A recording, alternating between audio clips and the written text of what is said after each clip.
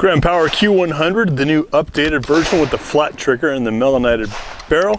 Start things off, as always, with our Full Mag +1, using that Ambidextrous magazine release, of course. We've got 16 total rounds of 124 grain Gecko NATO load. Piece of steel about 15 yards or so. It's an ABC zone, so I got something to aim at. Let's see how she runs.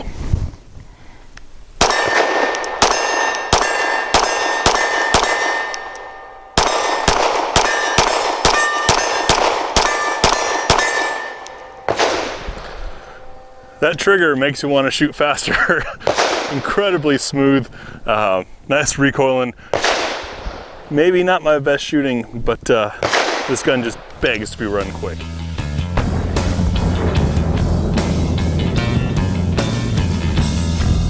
Who's hungry? We've got the dinner tray out because it's time for what's for dinner.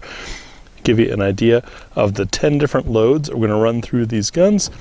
Each load has a different recoil impulse, a different bullet profile. The different casing materials, such as aluminum and steel or nickel plated, all have different friction coefficients in being chambered and extracted. So that's what causes some of these rounds to work well in some guns, not in others. We'll see how this runs by running 3 rounds. We're looking to see, does it pick up from slide lock? Does it create enough energy to cycle? We verify that with a 3rd shot. And does it create enough energy to lock the slide back afterwards? Let's get started. Starting things off with the lightest is 90 grain Winchester Super Clean. This is a zinc core full metal jacket lead-free round. That was me knocking over some of the rest of the what's for dinner, but it's got a snubby nose there, and light rounds tend to have less recoil. Is it going to cycle the rotating action of the Grand Power Q100? We'll see on target number 1.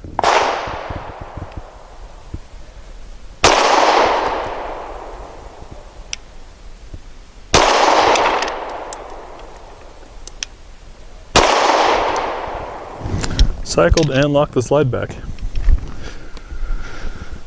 Now stepping it up, we've got the upside down box of the Norma 108 grain monolithic hollow point. 108 grains is kind of an odd weight, and it's a very different looking round for sure.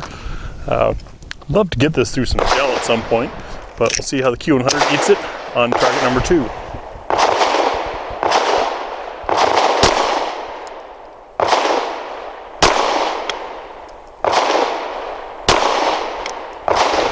A bit more accurate. Slide lock. Next at 110 grains is Koenig Premium Ammunition Competition Jacketed Hollow Point. Very interesting looking round, different shape. Never heard of these guys before. If anyone's shot this stuff, please let us know in the comments below what your experience is. For now, we'll see how the Q100 likes it on target number 3.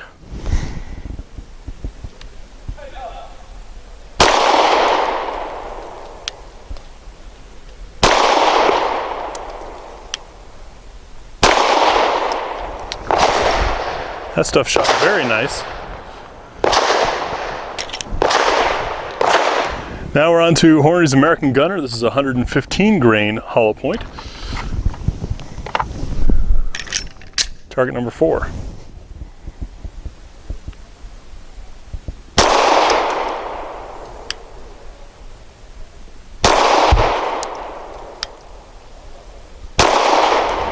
Very smooth shooting.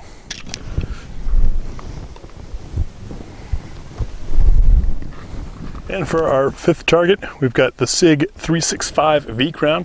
Now this 365 ammo was formulated to reach its optimal velocity at just the 3.1 inch barrel, which is of course what the 365 is. We're a little longer on here, so does that mean extra velocity, extra performance? Find out on target number 5.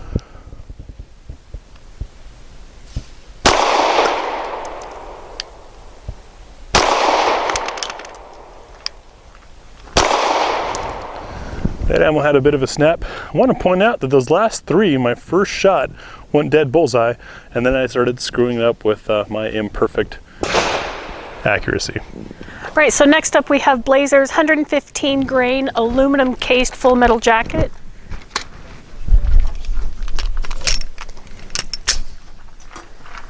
Start at target 6.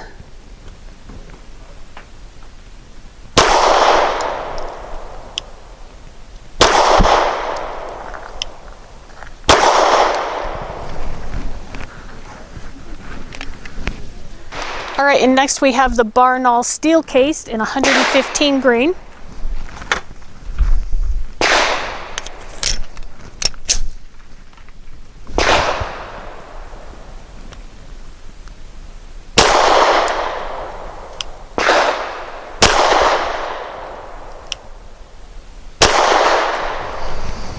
That was pleasant to shoot.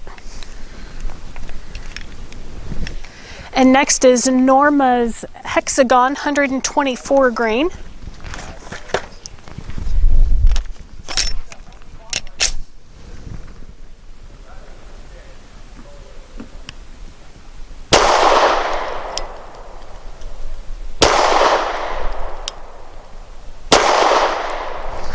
I'd like to think that that quick trigger is helping with my accuracy a little bit. Now we have Federal Syntech. These are 147 grain. They're so much fun just because they're purple. Let's see how they shoot.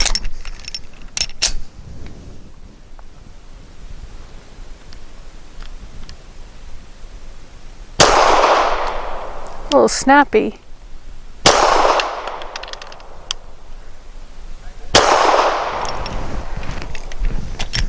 Definitely a subsonic though. It sounded great. Yes. All right, next up, and the last portion of this What's for Dinner is the Stealth 165 grain. I like these just because the box is cool. Let's see how they work in the gram power.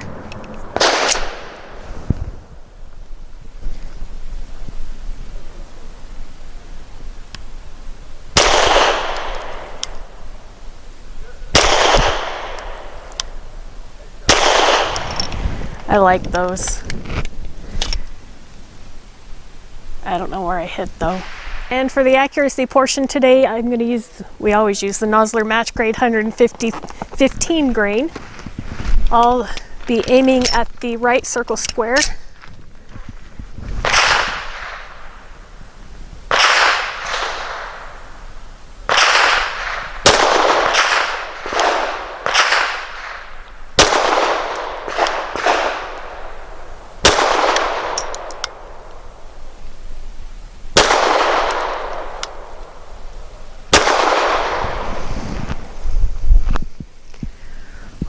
And for my 5 shots from 7 yards, I will also be using the Nosler 115 grain match hollow points, aiming at the left circle square.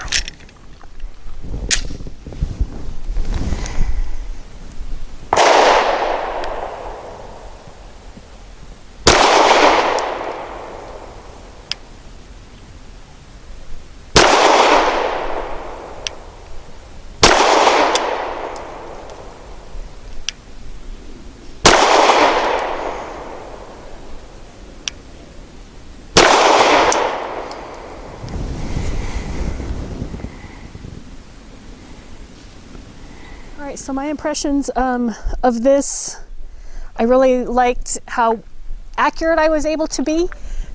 Part of that, I believe, was due to the trigger and how it either surprises you or it's right there ready for you.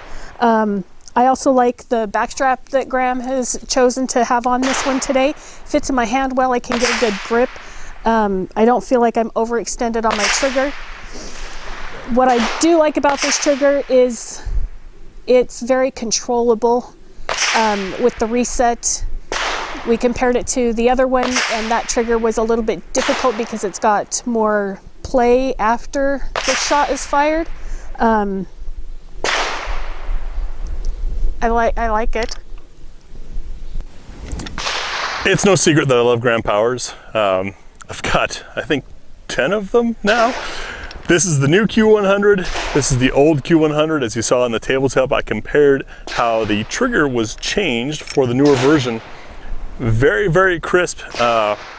Surprising, does not feel like a striker fire because you take up to a wall and it breaks just like the K100, which is my daily carry gun.